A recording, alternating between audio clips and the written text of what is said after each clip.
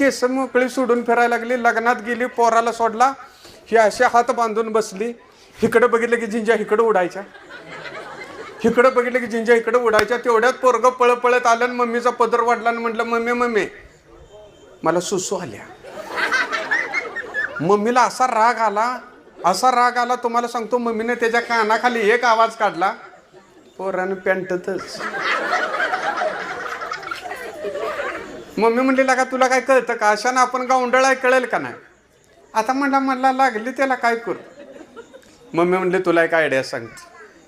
इथून पुढं तुला जर असं काय झालं तर मला म्हणायचं, मम्मी मला गाणं म्हणायचं आहे. काय करायचं आहे?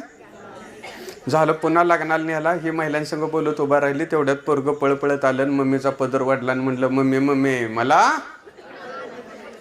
बाकीच्या बायका म्हणलं, बघितलं का एवढं आहे तर घ्याला गाणं म्हणायचं आहे. मोठा झाल्यावर चांगला गायक